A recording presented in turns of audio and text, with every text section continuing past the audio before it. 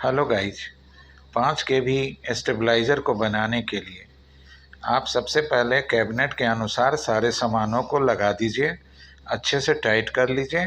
और आपको अब 3 रिले से बनाना है कि 4 रिले से बनाना है, ये आप पहले डिसाइड कर लीजिए। उसमें टाइमर किट लगाना है, उसको भी आप डिसाइड करके उसके हिसाब से सारे सामानों को एक कैबिनेट के अंदर में पूरा डाल दीजिए। और डालने के बाद वायरिंग हम कैसे करते हैं, अगर वह 50 से बना है तो किस किस पॉइंट में हम उसके लूप को लगाएंगे। ये लूप होता है, इसका जो लीड निकला हुआ है ट्रांसफार्मर से, उसको कौन कहाँ जाएगा वो मैं बता रहा हूँ एकदम मोटा मोटी। 1 नंबर रिले का NC से आप 2 नंबर रिले का पोल में एक मोटा जंपर मारेंगे, और रिले नंबर 2 का NC से रिले नंबर 3 का एक पोल में जंपर मारेंगे। तो पहले गाइस आप इन दोनों को पहले आप समझ के ये कर लेते हैं। इसके बाद देखिए इसमें एक खाली मिलेगा, तो यहाँ पर कौन सा डालेंगे वो भी हम आपको अभी बताते हैं।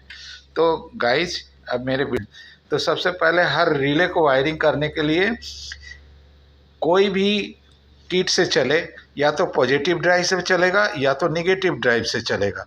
तो अगर निगेटिव ड्राइव से भी चलेगा तो एक ठो कॉमन होगा, और पॉजिटिव ड्राइव से भी चलेगा तो एक ठो कोई कॉमन होगा। तो हर रिले का एक एक पॉइंट, जो 12 वोल्ट से चलने वाला सबका एक एक पॉइंट को एक ही तार से सब जगह शॉर्ट कर दीजिए।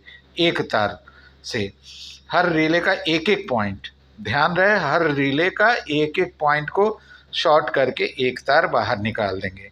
ये कॉमन हो गया। इसके बाद प्रत्येक रिले में एक एक पॉइंट बच जाएगा, उसमें से 4 कलर का 4 तार निकाल कर बाहर निकाल देंगे। और अब हम देखिए हर पॉइंट को एक एक ठो, इस रिले का एक, इस रिले का एक, इस रिले से एक और इस रिले से एक करके निकाल। गाइज अब देखिए हर पॉइंट, हर जो प्रत्येक रिले का एक एक पॉइंट पर एक एक तार को मैंने लगाया। ये चारों तार को लगा दिया, 4 रिले का काम हो गया। अब इसको हम यहाँ से बढ़िया ढंग से सजा करके ठीक वहीं ले जाकर काट देंगे। तो ये ध्यान रहे 1 नंबर, 2 नंबर, 3 नंबर, 4 नंबर, तो इसमें भी उसी ढंग से करेंगे। तो यहाँ उल्टा होगा, यहाँ 4 नंबर होगा ऑटो, ये आउटपुट होगा। तो यहाँ से 4, 3, 2, 1 देंगे, यानी यहाँ पर आकर 1 लगेगा लास्ट में। जहाँ ये बड़ा बड़ा कंडेंसर दिखाई आपको दे रहा है, ये बड़ा बड़ा कंडेंसर है। इसके पास वाला जो ये पहला रिले का जो पॉइंट होगा उस पे जाके आपका 1 नंबर लगेगा ये, और 2 नंबर आएगा इस प्रीसेट के साथ, 3 नंबर इस प्रीसेट के साथ, और ये 4 नंबर आउटपुट के साथ। तो इस तरीके से अब आपको इसमें जोड़ देना है। तो गाइज इसका सर्किट अभी आपका रिले के साथ हो गया। अब कनेक्शन देना है, जो पीछे से ये 3 तार आ रही है, इसका कनेक्शन कहाँ कहाँ देंगे वो हम अभी आपको बतला रहे हैं।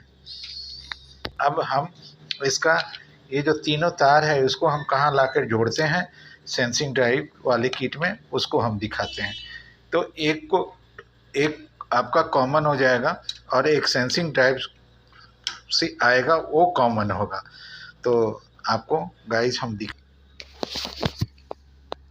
गाइज जो पीछे से जो 15-0-15 का जो एक टेपिंग है उसमें से 3 तार आ रहा है, 0-15 और नहीं बल्कि 15-0-15 का आ रहा है। तो एक ये इस डायोड पर डालेंगे और एक नीचे वाले डायोड पर डालेंगे, और अब जो सेंसिंग ट्रांसफार्मर से जो आएगा उसको हम डालेंगे।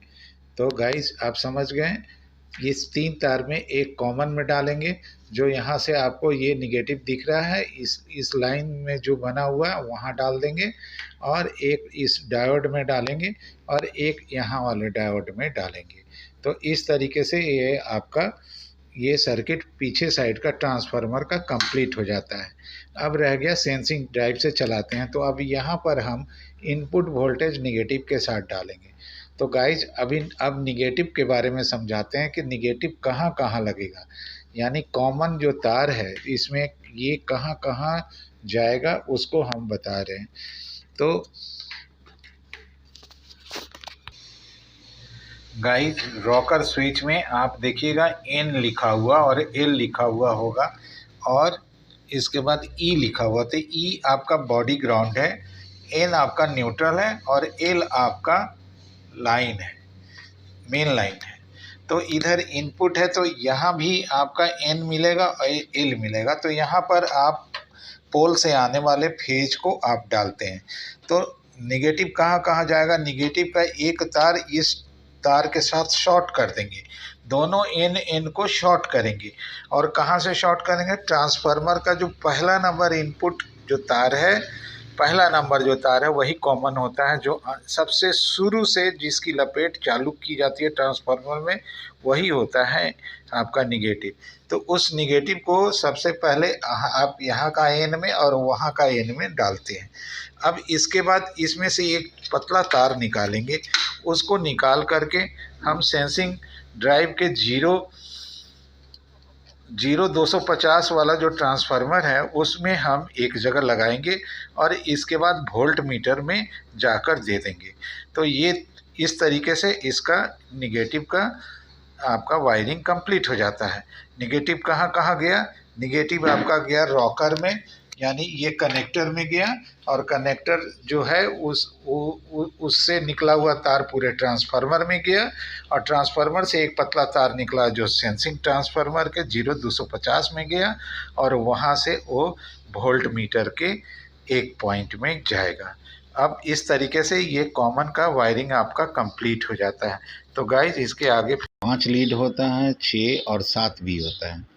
तो ज़्यादातर 5 लीड से बना हुआ जो भी ट्रांसफार्मर होता है वो 90 से बना होता है, 90 से 300 के बीच का बनता है और 280 तक भी बनता है। इसके अलावे जिसमें 6 लीड लगा रहता है वो 5 केवी के लिए और 3 केवी के लिए होता है, जो छोटे छोटे कट्स को पूरा करता है। तो अगर 6 लीड है, आप यहाँ देखिए 6 लीड अगर है बना है, तो हम इसकी वायरिंग कैसे करते हैं। कॉमन के वायरिंग के बारे में तो मैंने आपको बता दिया। अब इसके बाद आप यहाँ से आप देखिए यहाँ 5 आपका रिले दिया गया है, तो 5 में से 5वां नंबर को अभी आप छोड़ दीजिए, क्योंकि ये टाइमर रिले है, ये टाइमर रिले है, इसको आप छोड़ दें। अब यहाँ से 4 रिले है, तो पहला रिले को आप इनपुट बनाएं, जिसमें आपका कैबिनेट में MCB के थ्रू ये आएगा, एक पोल में आकर आपका एक तार फेज का लग जाएगा।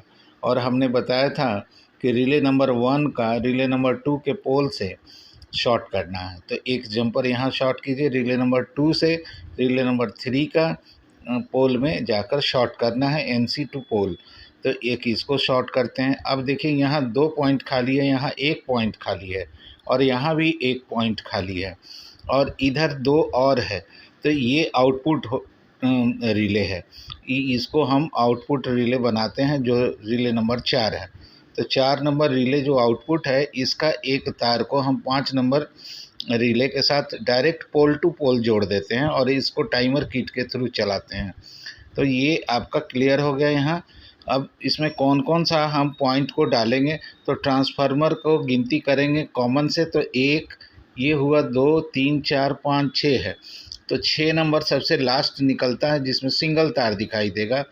तो 6 और 5 को हम 4 नंबर रिले में यूज करेंगे, ये ध्यान में रहे। तो ये आपका ख़त्म हो गया, एक ये हो गया, एक ये हो गया, और एक ये कॉमन के बारे में तो अभी आपको बताया कहाँ कहाँ जाएगा।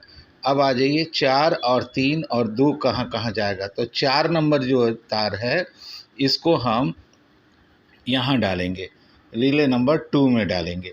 रिले नंबर 2 में जाके 4 नंबर लगेगा यहाँ। ये देखिए यहाँ 4 है, ये 4 में हम रिले नंबर 2 को डालते हैं। उसी तरीके से रिले नंबर 3 में 2 और 3 को डालते हैं, नीचे से 2 और 3। 2 पर जब वोल्टेज 50 आएगा तो आपका 200 बन जाएगा, और इसके बाद जब पूरा हो जाएगा तो आउटपुट रिले जब कट होगा तो 3 पर उसका पोजीशन आएगा। NO पर आपका चूँकि ये रहेगा, तो इस जगह आने पर फिर ये छोड़ के पकड़ेगा। तो इसका काम है आउटपुट रिले में एक बार 6 से वोल्टेज देना, एक बार 5 से वोल्टेज देना, और जब 2 पर रहेगा तब भी ऐसा ही करेगा। 3 पर आएगा ट्रांसफार्मर का पॉइंट पर तो भी ये इसी टाइप से छोड़ना और पकड़ना करेगा। 200 और 240 के बीच में ये रन करेगा, जिसके लिए एक किट लगा रहता है। उस किट के थ्रू हम प्रीसेट से एडजस्ट करते हैं कि बस उतना पर जाए तो वह कट के नीचे आ जाए वोल्टेज को, और इस तरीके से हम व्यवस्था करते हैं। तो गाइस ये भी क्लियर हो गया कि 2 नंबर और 3 नंबर को कहाँ डालना है। रिले नंबर 3 में एनसी में 2 और एनओ में 3, और 4 को डालते हैं रिले नंबर 2 का एनओ में। तो ये एनओ है और ये एनसी बोलते हैं। तो ये तो सबको आप मालूम है, उसी हिसाब से ये कर देंगे। अब बच गया है आपका इनपुट रिले में एक पॉइंट आपका छूटा हुआ है। तो इसको अब आप डिसाइड करिए कि आपको बनाना कितना से है।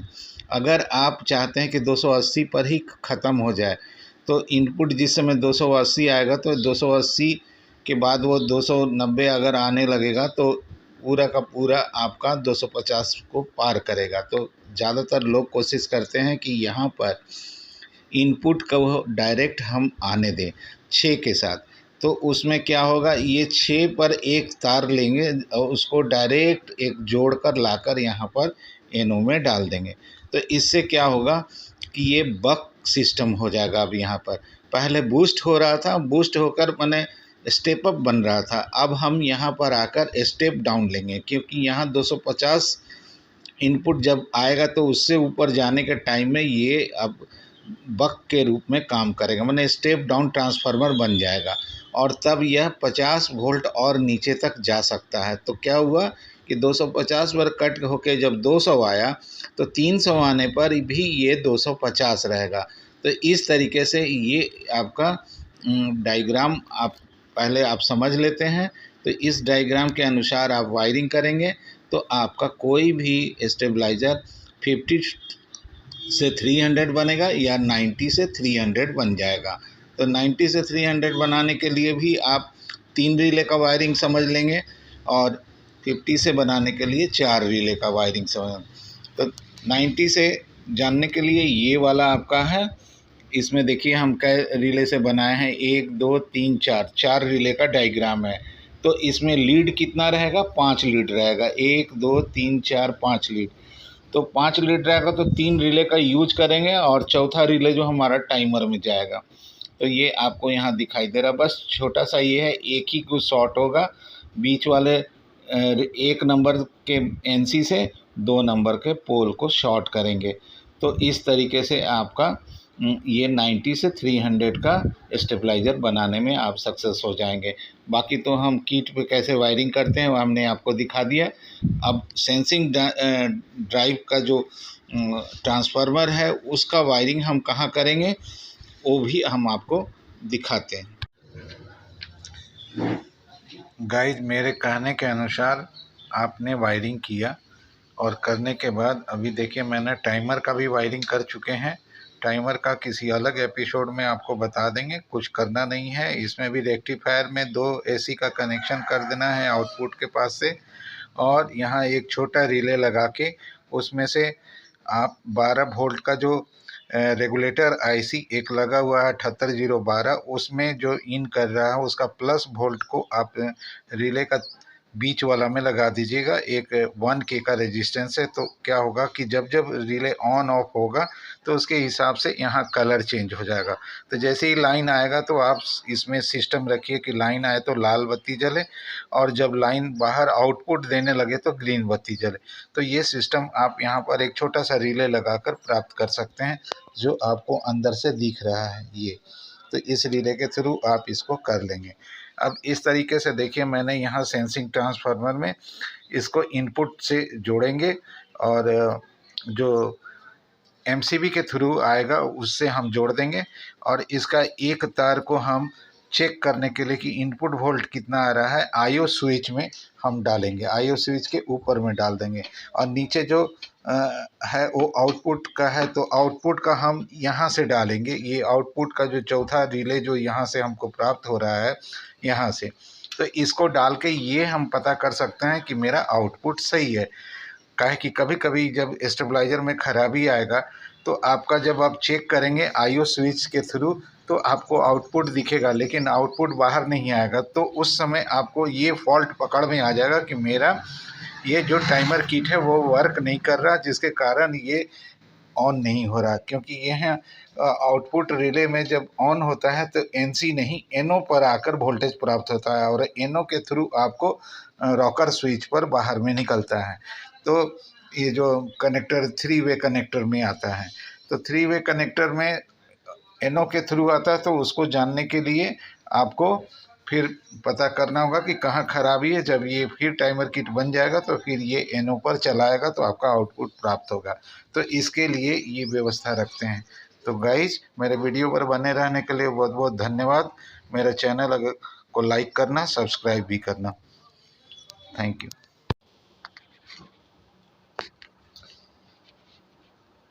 गाइस जब हम इसको देखिए ऊपर की ओर बढ़ा रहे हैं, ये देखिए कितना बढ़िया कट होगा, छोड़ेगा, पकड़ेगा, देखिए ये बढ़ा रहे हैं, ये फिर छोड़ के अपना ठीक 200 पर चला जाएगा, 200 220 में चला जाएगा। ये 200 हो चुका है और इस जगह से ये देखिए ये चला गया, ये 200 पर अब 200 जा रहा है। ये अभी आपका इनपुट बताएगा 200 और यहाँ भी रहेगा आपका 200। तो इस तरीके से ये बन जाता है। अब ये 200 पे 200 आ रहा है, वहाँ 250 आएगा तो फिर एक बार ये माइनस हो जाएगा। तो मेरे वेरिएबल में यहाँ वोल्टेज